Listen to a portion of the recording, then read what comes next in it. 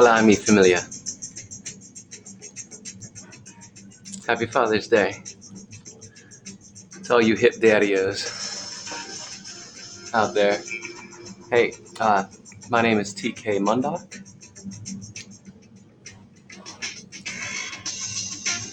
And I'm opening up my studio to you today. It's something that I've promised to do. Kind of open up a window to my fortress of solitude. You dig what I'm saying? Can you hear what I'm saying? Let me see.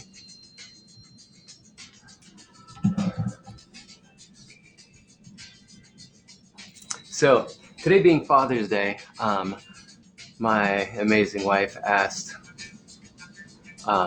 what does that mean to me? What would I enjoy doing? And before I even had a chance to answer, she knew that sometime in the studio at my whim would be a great gift as a father. And what that means, I guess, in the term, what does that word mean? Father. Of course, it's the masculine equivalence to mother in some fashion. I think that many of us look at it as somebody who is a caretaker or provides security. But all in all, a father is someone that is part of the creative process, right? I mean, Christianity and Catholicism took the goddess out of it and put it all on a masculine role, as that was their role, as they put an army together to back their spiritual belief system. So that benefited them to have a father, our father. But in essence, you need that balance. You need the mother and the father in order for there to create a healthy life and existence, a good balance. So in some point or another, I think what I'm trying to get at is a father, you have to have created something in order to be a father. Right? Cool. And so to continue into that creative, that fatherly process, I wanted to create today.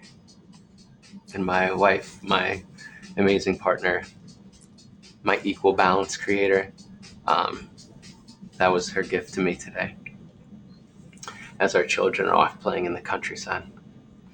I'm in a sub-level in the art studio with the likes of you. Yes, indeed. Today is going to be slightly different in the fact that you will be a fly on the wall more than ever. This isn't a lecture series so much today from me, although that kind of is inevitable now, isn't it? I do tend to jibba-jabba about the philosophies of what the isness and the business of what's rolling around up here in order to create something here or here.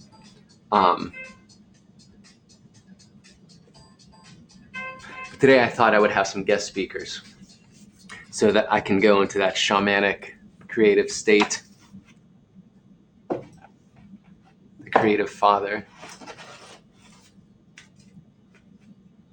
the one that protects sanity and keeps soul secure. But I'm going to have some guest speakers today. And the first one that'll take the stage for you is Mr. Terrence McKenna.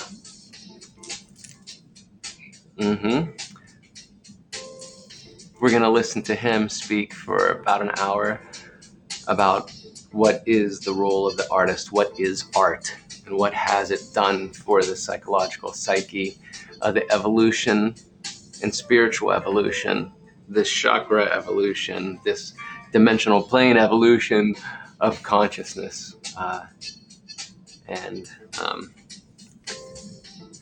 us matrix humans.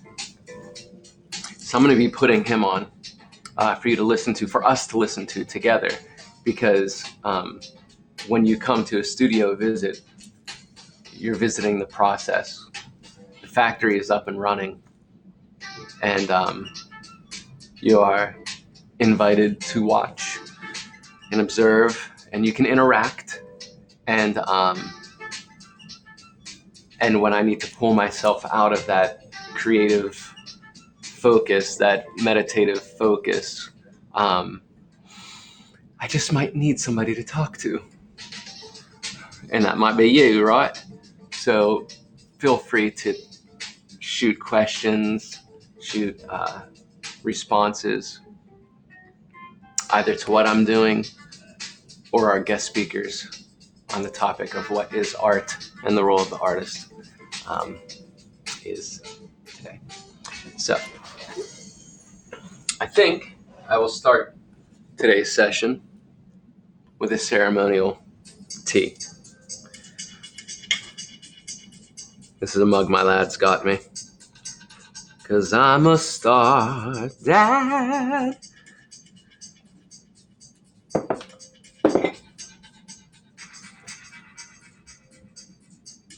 Cheers to you and all of your creative endeavors, all of your children that you bring into this life. Yes, yes. Yes, yes. Shivu.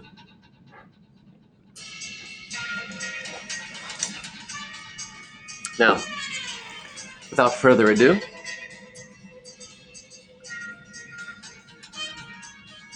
I will bring today's guest lecturer on the topic of the role of the artist in human evolution. That is Mr. Terence McKenna. By which the artist can refine his or her vision, Got this? expand the vision, communicate the vision. And before I get into that issue, I thought I would talk just a little bit about my notion of creativity per se. What is it in and of itself? And when I think like that, of course, I cast my mind back to nature. Nature is the great visible engine of creativity, against which all other creative efforts are measured. And creativity in nature has a curious distribution. It's something which accumulates through time. If we stand back and look at the universe, we see that at its earliest moments, it was very simple. It was a plenum. It was without characters or characteristics. It was what in Hindu mythology is called the Turaya, which is described as attributeless. And naturally, if something is without attribution, you can't say much about it. Turaya. It takes a while for it to undergo a declension into more creative realms. And these creative realms are distinguished as domains of difference. The precondition for creativity is, I think, disequilibrium, what mathematicians now call chaos. And through the life of the universe, as temperatures have fallen, more and more complex compound structures have arisen. And though there's been indigo blue for the indigo many children. Slipping back in this process, over very large spans of time, we can say that creativity is conserved. that the universe becomes more creative. And out of that state of creative fecundity, more creativity is manifest. So that from that point of view, the universe is almost what we would have to call an art-making machine, an engine for the production of ever more novel forms of connectedness, ever more exotic juxtapositions of disparate elements. And out of this, I believe, arises implicitly a set of principles that we can then apply to the human artist in the human world. Nature's creativity is obviously the wellspring of human creativity. We emerge out of nature almost, and this idea I think was fairly present close to the surface of the medieval mind. We emerge out of nature almost as its finest work of art. The medieval mind spoke of the productions of nature. This is a phrase you hear as late as the 18th century, the productions of nature. And human creativity emerges out of that, whether you have a model of the Aristotelian great ladder of being, or a more modern evolutionary view, where we actually consolidate emergent properties and somehow bring them to a focus of self-reflection. Now, I'm sure that we couldn't carry out a discussion of this sort without observing that the prototypic figure for the artist, as well as for the scientist, is the shaman. The shaman is the figure at the beginning of human history that unites the doctor, the scientist, and the artist into a single notion of caregiving and creativity. And I think that, to whatever degree art over the past several centuries has wandered in the desert, it is because this shamanic function has been either suppressed or forgotten. And different images of the artist have been held up at different times. The artist as artisan, the artist as handmaiden of a ruling class or family, the artist as designer for the production of integrated objects into a civilization.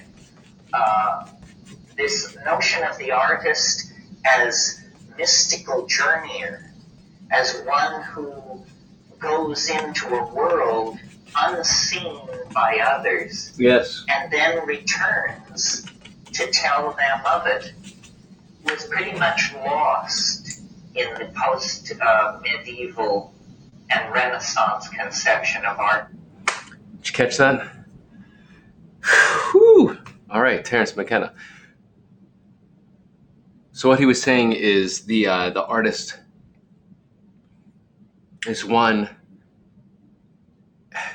part of their role and a part of who I think the human condition, or what the human condition is to the moniker of the artist is that it's one that actually leaves the comfort zone and goes and explores and comes into this unseen realm.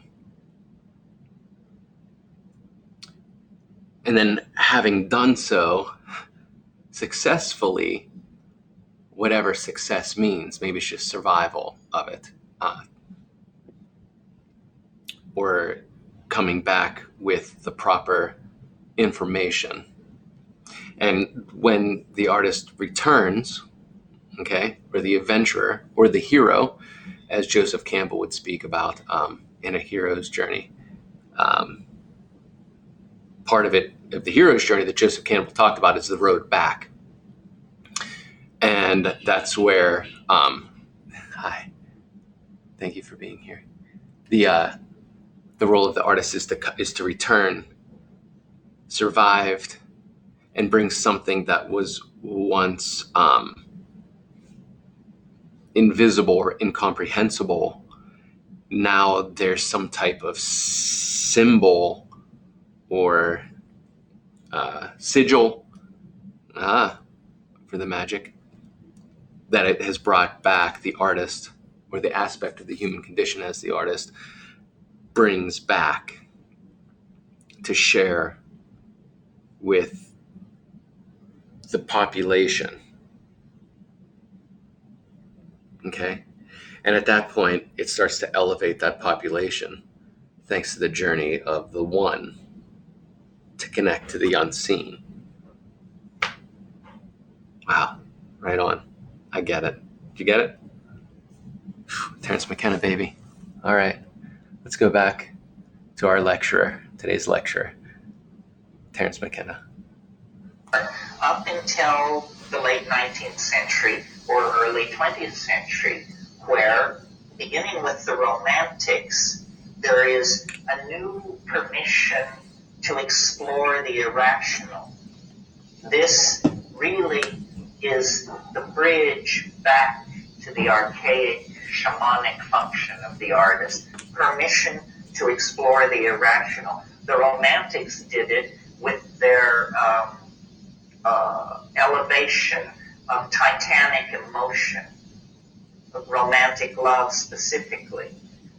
The symbolists in the mid-19th century did it by a re-emphasis on the emotional content of the image and a rejection of the previous rationalism. And that emphasis on the image and on the emotions set the stage then for what I take to be the truly shamanic movements in art, which begin really with Alfred Jarry in the late 1880s and early 1890s. Jarry, you may remember, was the founder of something called the École du Pataphysique, the Pataphysical College. Jarry announced pataphysics is the science. The problem was nobody could understand what it meant or what it stood for, including Jarry. Jarry was tied with Walter. Sure. You may recall that I am fascinated with that kind of beauty that arises when a sewing machine meets a bicycle on an operating table. Like Marcel Duchamp, the ready-mades. It's Dada, the Dada movement, you know, surrealist and Dada movement. The unthinkable. And this, again, reinforces the shamanic function. What do we mean when we say the unthinkable? We mean the envelope of that which can be conceived. And for at least 200 years, the ostensible mission of the artist has been to test the conceptual and imagistic envelope of what the society is willing to tolerate. It has taken many forms. The deconstruction of imagery that we get with abstract expressionism, going back into impressionism and the pointillist, or the permission for the irrational imagery of the unconscious, surrealism, and German expressionism make use of this permission. Always the idea being to somehow destroy the idols of the tribe, dissolve the conceptual boundary of ordinary expectation. Destroy the idols of the tribe. Now, in order to do this, it seems to me there is a precondition for the creation of art, which I call understanding. And I don't mean this in an intellectual sense. I mean it in the sense that Alfred North Whitehead intended when he defined understanding as the apperception of pattern as such. as such. There's nothing more to it than that. You see, if we were to look at this room and we were to squint our eyes, and I'm doing this right now, and I see that the room divides itself into people dressed in red and people dressed in blue. This is a pattern, and it tells me something about what I'm looking at. Now I shift my depth of field. Now I'm looking at where men are sitting and where women are sitting. This is a different pattern, and it tells me more about what I am looking at. The number of these patterns theoretically present in any construction is infinite. That says to me then that the depth of understanding cannot be known. It cannot be known.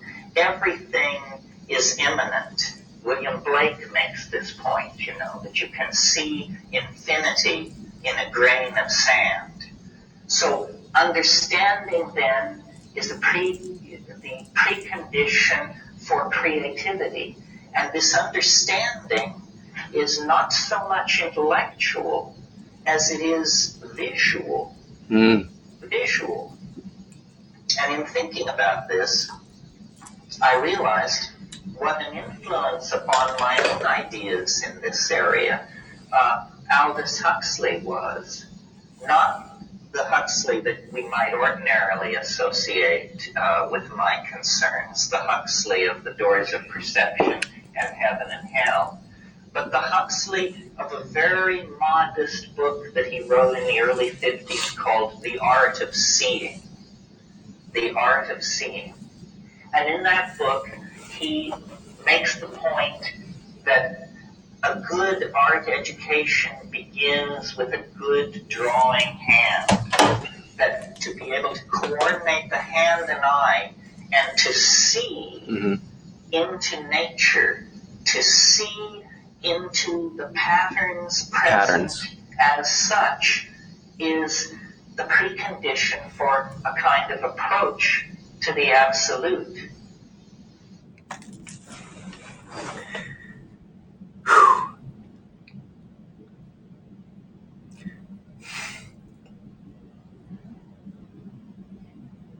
Drawing, there's a duality to that word. Drawing, or drawing something out.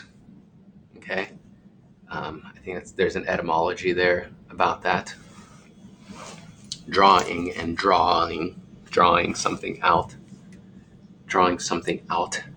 But it was drawing, he was saying, nature and being able to see the patterns and how it relates.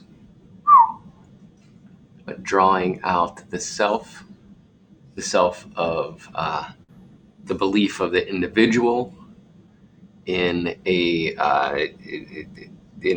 field of oneness. In other words, the duality. And then there's the oneness, which is nature, and then seeing the pattern, the ability to see or draw out the pattern in nature to realize its connectivity to all, the big pattern, the nervous system, the universe, 12 around 1, cycles.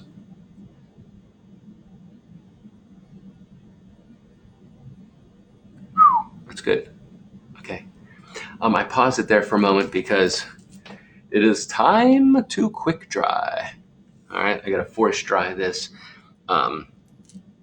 black gesso. It's not just any black gesso, by the way. Ching! It is Bob Ross Black Gesso. How hip is that, babies? All right, loud noises.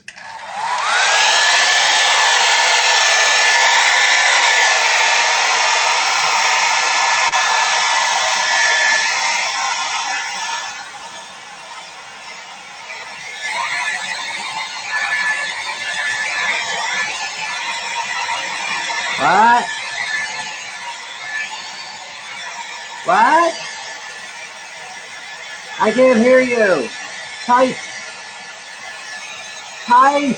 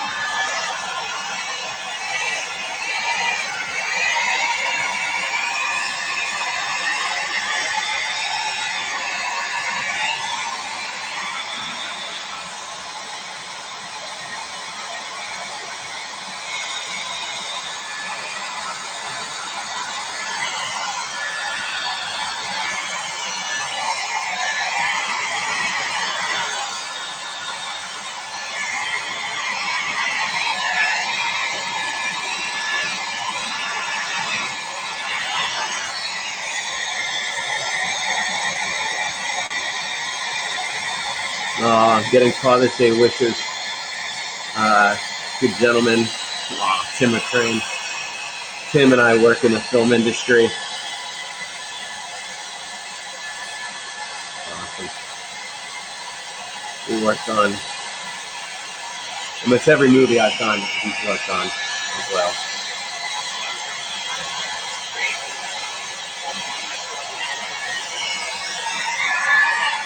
Happy Father's Day to all of you creators.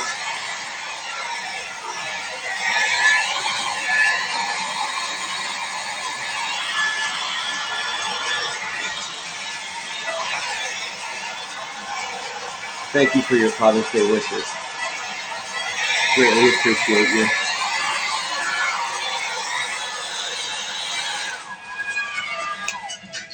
Becoming a father is one of the most incredible experiences of my life. So thank you for your well wishes. All right. So that said, I'm going to bring back our guest lecturer, Mr. Terrence McKenna. Now, out of this process of seeing, which I'm calling understanding, the creative process ushers in novelty. And many of you have heard me speak of novelty in another context, in the context of nature as a novelty-producing engine of some sort, and ourselves almost as the handiwork of nature. But this same Happy Father's Day. Of nature, which Thank we you. represent. Thank you, all you creators. You two are parental units to all your beautiful babies that you bring into this reality. Thank you. Well, now, if we take seriously the shamanic model as a basis for authentic art, then certainly in the modern context, what we see missing from the repertoire of the artist are shamanic techniques. Oh, and sigils. For the discussion of these shamanic techniques. I believe that I was brought here this evening. So I want you to cast your mind back to a great seminal moment, germinal moment in the history of human thought, which was about 25,000 years ago. The great glaciers that had covered most of the Eurasian landmass began to melt, and human populations that had been islanded Thank you so much. for about 15 millennia began to recontact each other and reconnect. And out of this comes what is called the Magdalenian Revolution from 18,000 to 22,000 years ago. And what it is nothing less than a tremendous explosion of creativity and aesthetic self-expression on the part of the human species, Thank you. find Yes, for thank the you. first time, bone and antler technology takes its place Bone and antler along technology. with stone technology.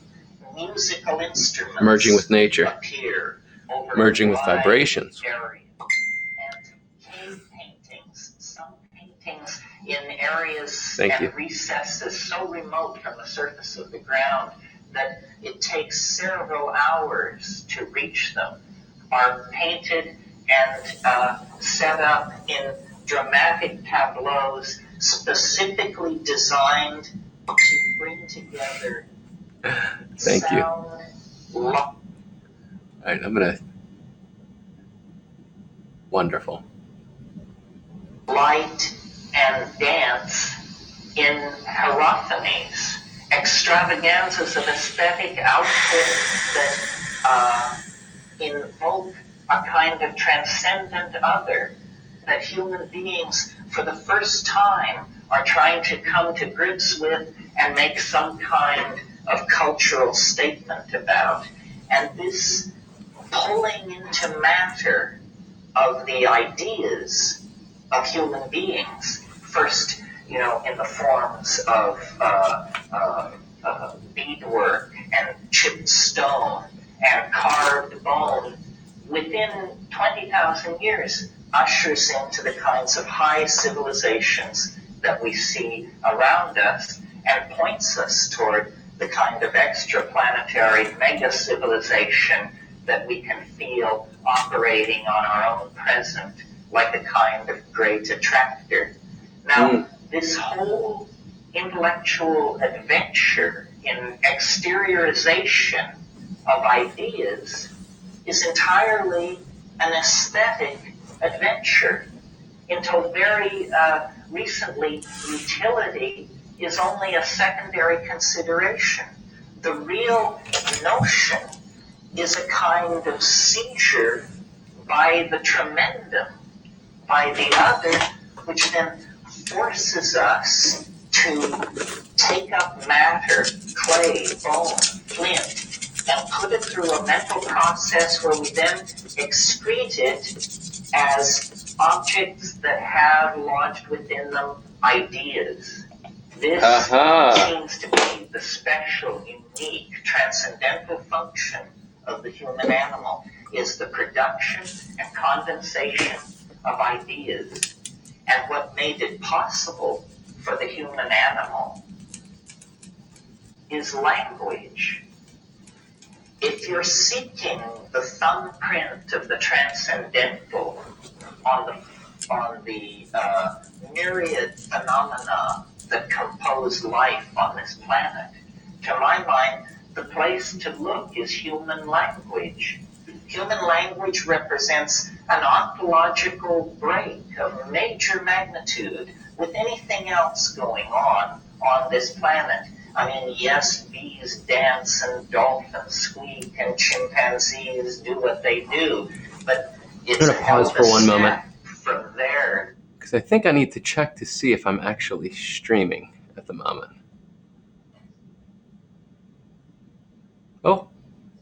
Oh yes, I am. I am. All right, cool. Good. To Wallace Stevens, let alone William Shakespeare. Language is the unique province of human beings, and language is the unique tool of the artist. The artist is the person of language, and I've given a lot of thought to this because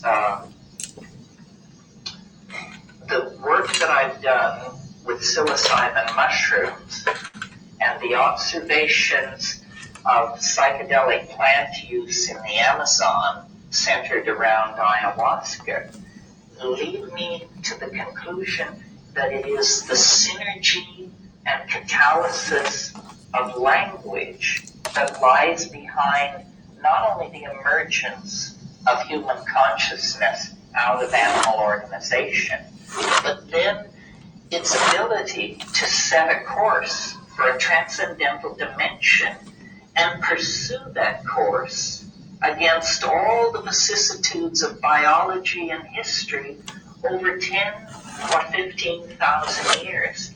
Language has made us more than a group of pack hunting monkeys. It's made us a group of pack hunting monkeys with a dream. Yeah. And the fallout from that dream has given us our glory and our shame, our weaponry, our technology, our art, our hopes, our fears. All of this arises out of our own ability to articulate and to communicate with each other. And I use this in the broadest sense. I mean, for me, the glory of the human animal is cognitive activity, song, dance, sculpture, poetry, all of these cognitive activities, when we participate in them, we cross out of the domain of animal organization and into the domain of a genuine relationship to the transcendent. As you know, shamans in all times and places gain their power through relationships with helping spirits, which they sometimes call ancestors, sometimes call nature spirits, but somehow the acquisition of a relationship to a disincarnate intelligence is a precondition for authentic shamanism. Now, nowhere in our world do we have an institution like that we do not consider pathological, except in the now very thinly spread tradition of the muse, that artists alone among human beings are given permission to talk in terms of my inspiration, or a voice which told me to do this, or a vision that must be realized. The thin line, the thin thread of shamanic descent into our profane world leads through the office of the artist. And a vision that must be realized. Consorting with information from the invisible.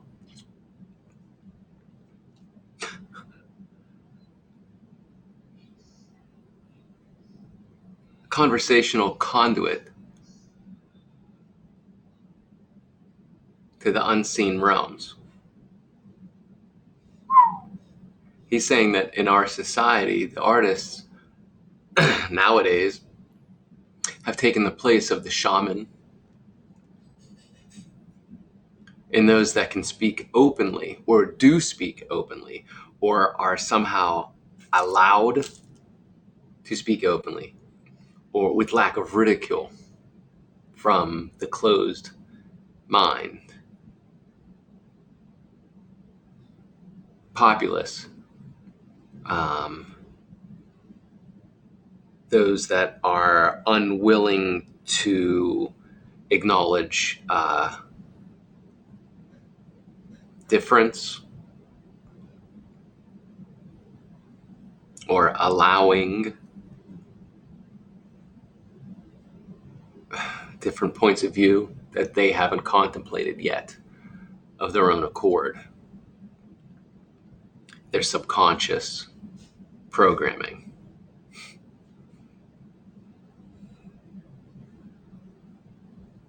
So it's the artist now in today's society, and not compared to the shaman in elder societies that speak of the ability openly to commune with the unseen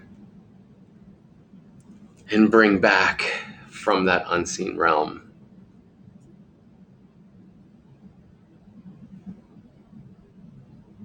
information through symbolism. That's fascinating. Terrence McKenna, motherfuckers. So good. So good. So if society is to somehow take hold of itself at this penultimate moment, as we literally waver on the brink of planetary extinction, then the artist, like Ariadne following her thread out of the labyrinth, is going to have to follow this shamanic thread back through time. And you know, one of the most disempowering things that has been done to us by the male dominant culture is to brush out our footprints into the past. We don't have a clue as to how we got here. Most people can't think further back than the first Nixon administration, let alone, you know, now the Trump administration, the Vikings, the fall of Çatalhöyük, the melting of the glaciers, and so forth and so on. We have been disempowered by a rational tendency to deny our irrational roots, which are a kind of embarrassment to science, because science is the special province of the ego, and magic and art are the special province of something else. I could name it, but I won't. It prefers to be unnamed. Yes, the Tao that can be named is not the Tao. How seriously then are we to take this, I'll call it an obligation to follow the shamanic thread back into time? Well, I think that it is a matter of saving our own souls. That this is the real challenge. You know, I love to dig at the yogins by saying nobody ever went into the ashram with their knees knocking in fear over the tremendous dimension they know they were about to enter through meditation. Still truer and more sad, still more true and more sad, is the notion that very few of us pick up our sculpting tools or our airbrush with our knees knocking with fear, because we know we are invoking and acting with the muse at our elbow. And somehow I think the artists need to recover this sense of mystery. Yes. One of the most depressing things to me about the art scene, and I had a chance to reconnect with this because I was just in New York, is it now has a kind of directionless quality. You can go into a gallery and you cannot tell whether it is 1990, 1980, 1970, or 1960, because a kind of eschatological malaise has settled over art. All notion of any forward movement toward a transcendental ideal has been put aside for the exploration of idiosyncratic vision. And I grant you, this is a tension, and perhaps in the question period we can talk about this. There is a tension between the individual vision and the notion of an attractor or of a collective vision which wants to be expressed. But to my mind, this is the same dichotomous tension that haunts the individual in his or her relationship to Tao. You know, we don't want to be lost in ego, but on the other hand, if we completely express the Tao, we have no sense of self. The ideal seems to be a kind of coincidentia positorum, a kind of literalizing of a paradox, where what we have is Tao but we perceive it as ego. Oh. And in the application of this notion to the art problem, I would say what we need is a situation where schooling, if you want to put it that way, or a tendency toward a coherent vision expressed by many artists is spontaneous. Spontaneous. The artist imagines that they are pursuing their own vision, yet obviously they are in the grip of an archetype which is rising through the medium of the unconscious. Now, Yes. The last time we saw this in American art was in abstract expressionism. Yes. Probably in terms of the values, in terms of tension and the amount of emotional gain between one artistic moment and another. The break between abstract expressionism and what preceded it was the most radical break in American art in this century. Abstract expressionism actually carried us into a confrontation with what the quantum physicists were telling us. Yes. That the universe is field upon field of integrated vibration, that there is no top level, there is no bottom level, that the ordinary structures of provisional space-time are simply that if we can rise out of the human dimension, then we discover these larger, more integrated dimensions where mind and nature somehow interpenetrate each other. A vision like that, a coherent vision, has yet to announce itself here in the post-history, pre-apocalypse phase of things. Well, I guess I have a kind of reactionary side when I think about the creative endeavor. I believe that... I have to pause this.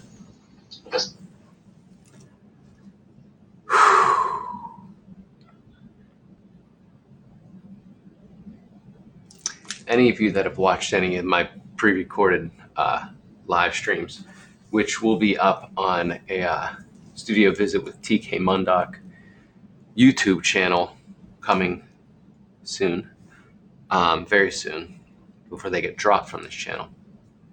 You've heard me speak about jazz and abstract expressionism. Joe Biden is. Oh, okay, man, I miss you, Bernie.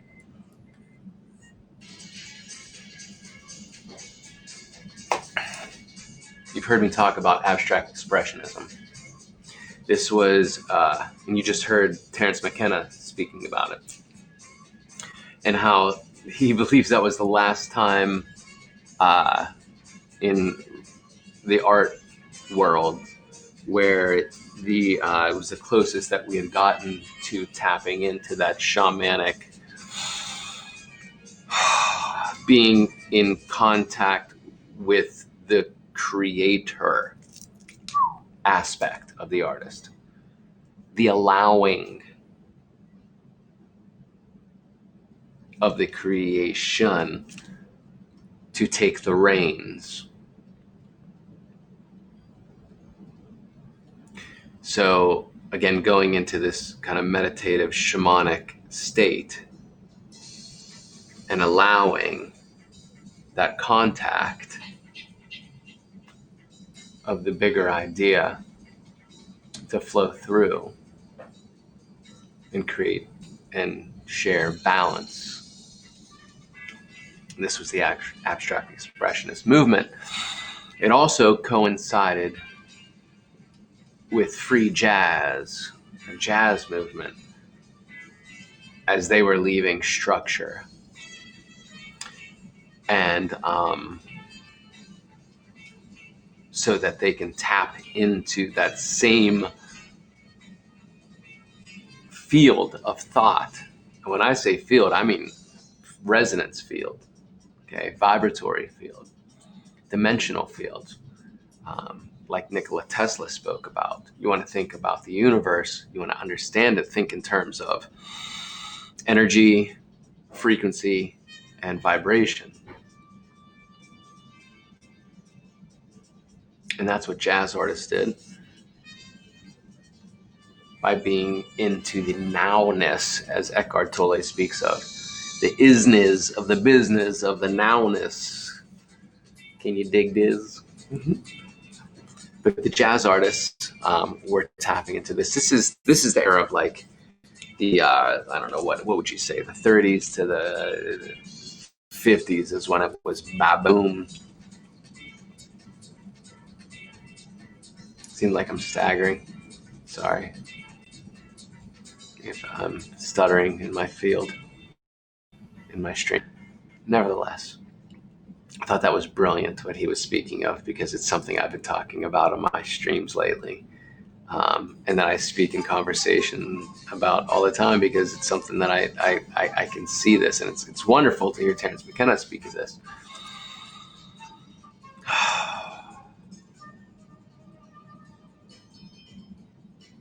Damn, that was it. All right.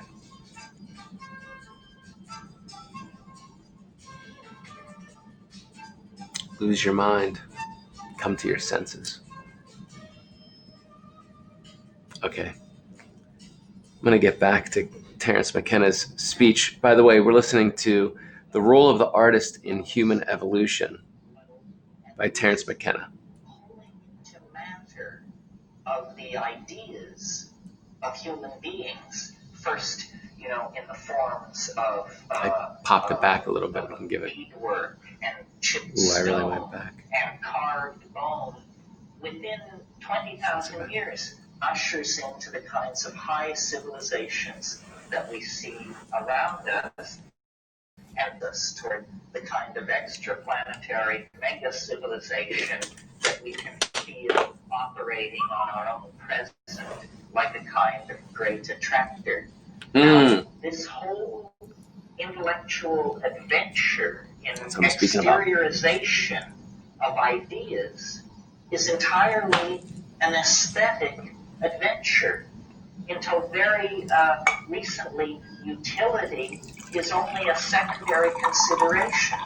The real notion is a kind of seizure by the tremendum, by the other, which forces us to take up matter, clay, bone, flint, and put it through a mental process where we then excrete it as objects that have lodged within them ideas.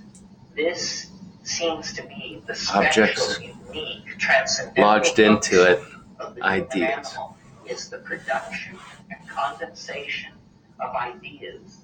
And what made it possible for the human animal is language.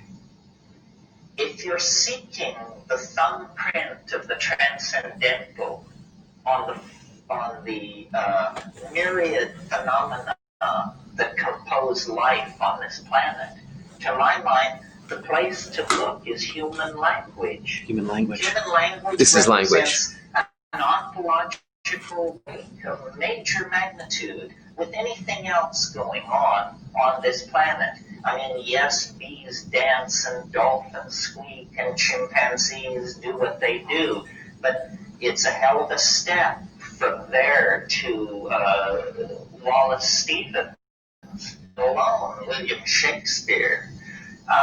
Language is the unique province of human beings, and language is the unique tool of the artist. The artist is the person of language. And I've given a lot of thought to this because the work that I've done with psilocybin mushrooms and the observations of psychedelic plant use in the Amazon centered around ayahuasca lead me to the conclusion that it is the synergy and catalysis of language that lies behind not only the emergence of human consciousness out of animal organization, but then its ability to set a course for a transcendental dimension and pursue that course against all the vicissitudes of biology and history over 10 or 15,000 years. Language has made us more than a group of pack-hunting monkeys. It's made us a group of pack-hunting monkeys with a dream. There it is. And the fallout from that dream has given us our glory and our shame, our weaponry, our technology, our art, our hopes, our fears.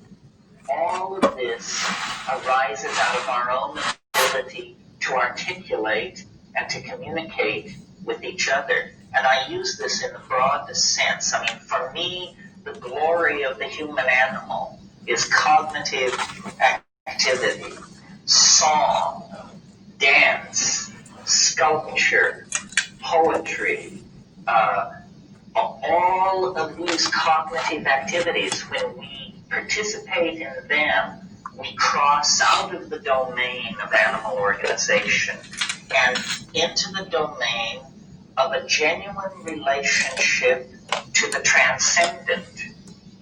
As you know, shamans in all times and places gain their power through relationships with helping spirits.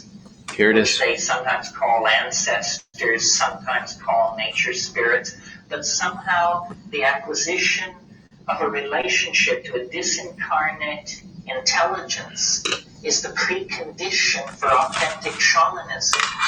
Now, nowhere in our world do we have an institution like that we do not consider pathological, except in the now very thinly spread tradition of the muse, that artists alone among human beings are given permission to talk in terms of my inspiration, or a voice which told me to do this, or a vision that must be realized. Vision that must be realized. The thin line, the thin thread of shamanic descent into our profane world leads through the office of the artist. And so, if society is to somehow take hold of itself at this penultimate moment, as we literally waver on the brink of planetary extinction, then the artist, like Ariadne following her thread out of the labyrinth, is going to have to follow the thread back through time. Okay. And you know, one of the most disempowering things that has been done to us by the male-dominant culture is to brush out our footprints into the past. We don't have a clue as to how we got here. Most people can't think further back than the first Nixon administration, let alone, Trump administration. The arrival of the Vikings, the fall of Çatalhöyük, the melting of the glaciers, so forth and so on. We have been disempowered by a rational tendency to deny our irrational roots, which are a kind of embarrassment to science, because science is the special province of the ego, and magic and art are the special province of something else. Yes. I could name it, but I won't. It Tao. prefers to be unnamed, I think. The Tao that can be named So, is not the Tao. how seriously then are we to take this, I'll call it an obligation, to follow the shamanic thread back into time?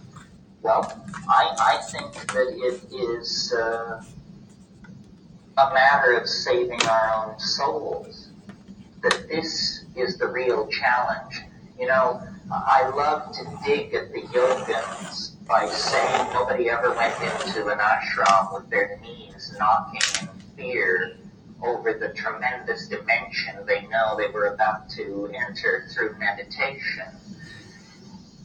Still truer and more sad, still more true and more sad, is the notion that very few of us pick up our sculpting tools or our airbrush with our knees knocking with fear, because we know we are invoking and acting with the muse at our elbow. And somehow I think the artists need to recover this sense of history. One of the most depressing things to me about the art scene, and I had the chance to reconnect with this because I was just in New York, is it now has a kind of directionless quality. You can go into a gallery and you cannot tell whether it is 1990, 1980, 1970, or 1960, because a kind of eschatological malaise has settled over art. All notion of any forward movement toward a transcendental ideal has been put aside for the exploration of idiosyncratic vision. And I grant you, this is a tension, and perhaps in the question period we can talk about this. There is a tension between the individual vision and the notion of an attractor or a collective vision which wants to be expressed. But to my mind, this is the same dichotomous tension that haunts the individual in his or her relationship to Tao. You know, we don't want to be lost in ego, but on the other hand, if we completely express the Tao, we have no sense of self. The ideal seems to be a kind of coincidentia oppositorum, a kind of literalizing of a paradox, where what we have is Tao, but we perceive it as ego. And in the application of this notion to the art problem, I would say what we need is a situation where schooling, if you want to put it that way, or a tendency toward a coherent vision expressed by many artists is spontaneous. Spontaneous. Each artist imagines that they are pursuing their own vision, yet obviously they are in the grip of an archetype which is rising through the medium of the unconscious. Now, the last time we saw this in American art was in abstract expressionism, which was probably 28 minutes in abstract expressionism. When I want to come back to that, 28 minutes into the Terence McKenna speech on the role of the artist in the human evolution. Between one artistic moment and another, the break between abstract expressionism and what preceded it was the most radical break in American art. Here we go. Let's come back to this. Is spontaneous. Each artist imagines that they are pursuing their own vision, yet obviously they are in the grip of an archetype which is rising through the medium of the unconscious. Now, the last time we saw this in American art was in abstract expressionism, which was probably in terms of the values, in terms of tension and the amount of emotional gain between one artistic moment and another. The break between abstract expressionism and what preceded it was the most radical break in American art in this century. Abstract expressionism actually carried us into a confrontation with what the quantum physicists were telling us, that the universe is field upon field of integrated vibration, that there is no top level, there is no bottom level, that the ordinary structures of provisional space-time are simply that if we can rise out of the human dimension, then we discover these larger, more integrated dimensions where mind and nature somehow interpenetrate each other. A vision like that, a coherent vision, has yet to announce itself here in the post-history, pre-apocalypse phase of things. Well, I guess I have a kind of reactionary side when I think about the creative endeavor.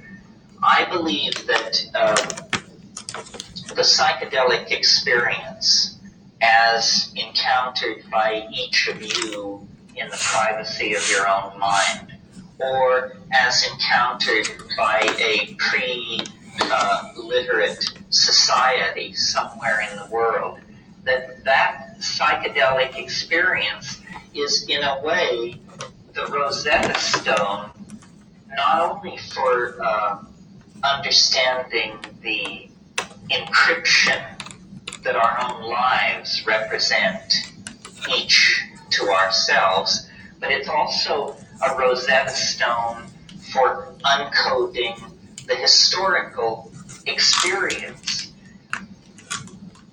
Art is this endeavor to leave the animal domain behind, to create another dimension orthogonal to the concerns of ordinary history. And this orthogonal domain, to my mind, is glimpsed most clearly in the psychedelic experience. The psychedelic experience shows you more art in an hour and a half than the human species has produced in 15 or 20,000 years. Now, this is an incredible claim. This is why I make it. Nice. The energy barrier which separates us from this tremendous repository of transcendental imagery is very low. You know, it's a matter of a little personal commitment and the substances which make the transition possible. The perturbation of brain chemistry is easily done. What is not so easily done is the assimilation of the consequences of this act.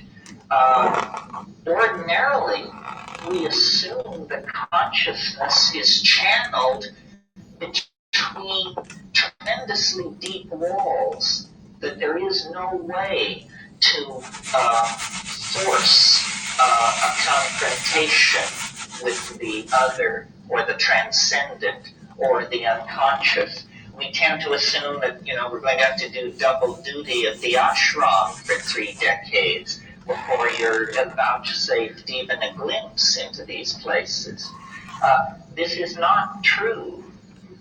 Culture, and this is my message to artists and to anybody else who cares to notice, culture is a plot against the expansion of consciousness. And this plot prosecutes its goals through a limiting of language. Language is the battleground over which the fight will take place, because what we cannot say, we cannot communicate, and by say I mean dance, paint, sing, meme. What we cannot say, we cannot communicate. We can conceive of things that we cannot communicate. And I think every one of us here has done that. And that's a thrilling thing. That is the deep homework. The psychedelic inner astronaut sees things which no human being has ever seen before. and no human being will ever see again. But in fact, this has no meaning unless it is possible to carry it back into the collectivity. Mm-hmm. The road home, like Joseph Campbell spoke about. What motivates me to talk to groups like this is the belief that we do not have centuries of gently unfolding time ahead of us in which to gently tease apart the threads of the human endeavor and create a bright new world. That's not our circumstance. This is a fire in a madhouse. And to get a hold on the situation, I think we are going to have to force the issue. Well, one way of forcing the issue, or a chemical definition of forcing the issue when you're talking about a chemical reaction, is catalysis. We want to catalyze consciousness. We want to move it faster toward its goals, whatever those goals are. Well, I believe that to the present moment, language, again in the broadest sense, speech, dance, musical composition, language has just been allowed to grow like topsy. It's been a kind of every man for himself situation. Now, what we really need, as we see ourselves moving from one species among tens of thousands of species on this planet, in the past 10,000 years, we have redefined ourselves, and now, like it or not, we are the custodians of the destiny of this planet. Our decisions affect every life form on the planet, and yet we are still communicating with each other with the extremely precise medium of small mouth noises mediated by ignorance and hate. This doesn't seem like a way to do business as we approach the third millennium. So what I'm hopeful for, and what I actually see happening, I think that we're on the right track. The birth of a new kind of humanity is going to take place, but there is still a lot of decisions to be made. How violent shall this birth be? What toll shall it take upon our mother, the earth? What shape shall the baby be in when it finally is delivered? These are the decisions that artists can mediate and control. Most people are afraid of the unconscious. This is why you can have a psychedelic compound like DMT, which is very much like ordinary brain chemistry, appears completely physiologically harmless, only lasts 10 minutes, extremely powerful, and generally in this society you have no takers. This is because there has been a failure of moral courage. And the failure of moral courage is perhaps most evident in our own community, the community of the artists. In a way, it's the poets that have failed us because they have not provided a song or sung a vision that we could all move in concert to. So now we are in the absurd position of being able to do anything. And what we are doing is fouling our own nest and pushing ourselves toward planetary classification and extinction. This is because the poets, the artists, have not articulated a moral vision.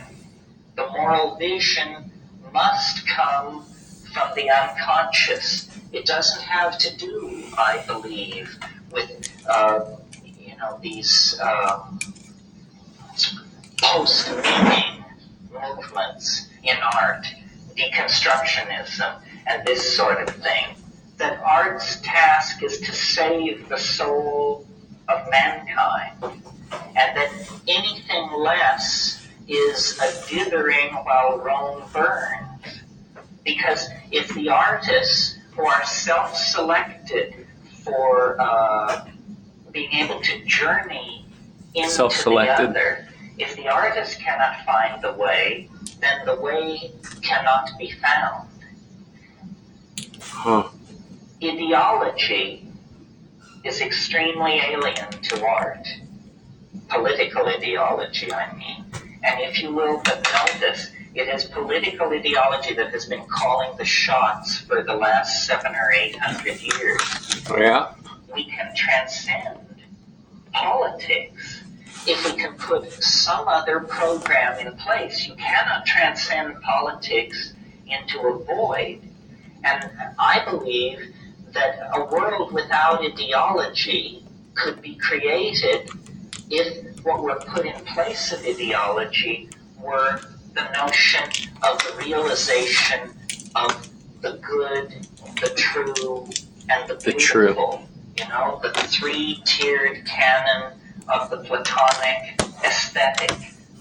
Reconnect the notion of the good, the true, and the beautiful. Then use psychedelics to empower the artist to go to this vast dimension that surrounds human history on all sides to an infinite depth, and return from that world the transcendental images that can lift us to a new cultural level. The muse is there. The dull maps that rationalism has given us are nothing more than whistling past the graveyard by the bad little boys of science. You only have to avail yourselves of these shamanic tools to rediscover a nature which is not mute, as Sartre said in a kind of culmination of the modern viewpoint. Nature is not mute. It is man who is deaf. And the way to open our ears, open our eyes, and reconnect with the intent of the living world is through the psychedelics. Now, as you know, biology runs on genes, and genes are the units of Thanks for being here. Of heredity. But we could make a model of the informational environment that is represented by culture, and in fact this is done. A word has been invented, meme, M-E-M-E, meme. A meme is not the smallest unit of heredity. A meme is the smallest unit of meaning, of an idea. Ideas are made of meanings. And I think the art community might function with more efficiency in the production of visionary aesthetic breakthroughs if we would think of ourselves as an environment modeled after the natural environment, where we as artists are attempting to create means which enter an environment of other means that are in competition with each other, and out of this competition of means, ever more appropriate, adapted, and suitable ideas can gather and link themselves together into higher and higher organisms. Now, in order for this to happen, there is an obligation upon each one of us to carry our ideas clearly, because in the same way that a gene must be copied correctly to be replicated, or it will cause some pathological mutation, a meme must be correctly replicated, or it will cause a pathological mutation. For instance, I would say what the Nazis did to Friedrich Nietzsche's philosophy was a miscopied meme became a toxic mutation inside a culture. So I would suggest to the people in this room tonight that you take a good look around at who's here. Artistic people, psychedelic people look pretty much like everybody else out in society. But we have come here tonight self-selected for our interest in the empowering capacity of psychedelic plants and the empowering capacity of art. So we represent an Capacity of art. group, a population potential for mutagenic impact on the ideological structures of the rest of society. So look around. Someone here has what you need. And if you can only figure out who it is, you can make a novel connection to move them into a new level of creativity. Well, what is this new level of creativity? Well, what is the new level of creativity? Is the new level of creativity a reproduction of what has already been seen? A reproduction of a popular notion?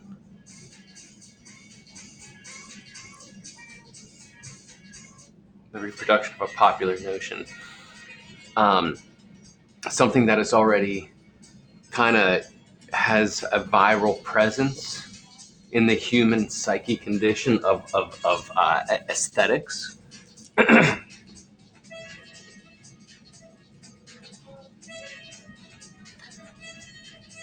Or does the artist come back to society with a unique vision that is a seed of exploration to advance them and help them move forward, creating sigils that can now be a conduit to a creative evolution, and not just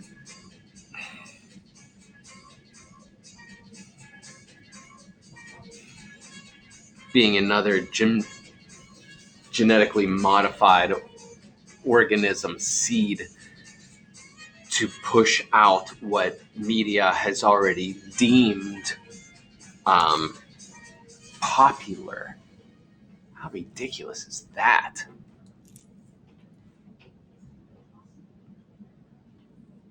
I understand it's fun.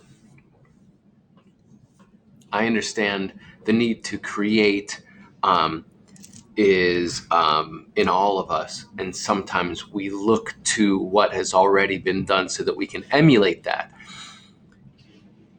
This is what is necessary. It was what Terence McKenna was saying earlier in his speech about drawing is the first movement of the ability to recreate the pattern of nature.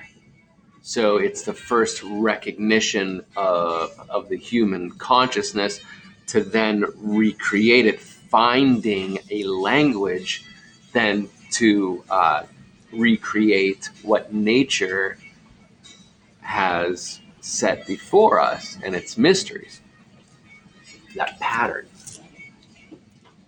What I'm saying is, and what Terence McKenna said, and that the abstract expressionists, what they said, and what jazz artists of the 20s to 50s and into today through bebop and free jazz, was that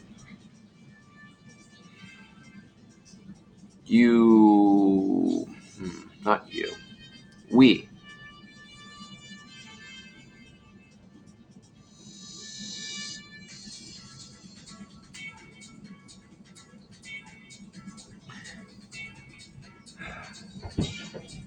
all of ours, us, could be us, we, in order to reconnect the individual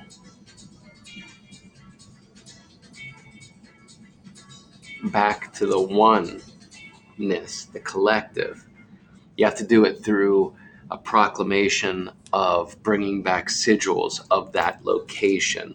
When I say location, a location is a vibrational thought process. It is something internal, without, within. And when you bring that back as an individual statement of that true mark-making sigil, again, symbol for those to believe that they can move out of the logos of media, to reproduce something that was previously unseen and unobtained, instead of reproducing what is mass consumed. And so therefore, an easy meal to be spoon-fed. That's not art. It's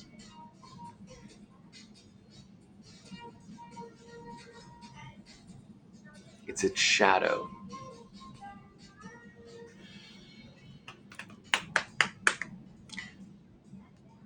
That's just my point of view. And also Terence McKenna's, and also many other great expressionists, those who express the self. Well, thank you for being here today. Happy Creators Day. I'll say Mother's Day, Father's Day is Happy Creators Day. How about this? Happy day to create something that has never existed before, and so that it can have a life of its own and interact with society in that aspect, the way a child does, pure and moving forward. It's Happy Day, babies. Well, thanks for visiting. I do have to shut down now because I want to join my family for a wonderful meal, a special meal that's been has been prepared for me to share with my children and elders. Thanks to my amazing creative partner, my goddess, my spouse.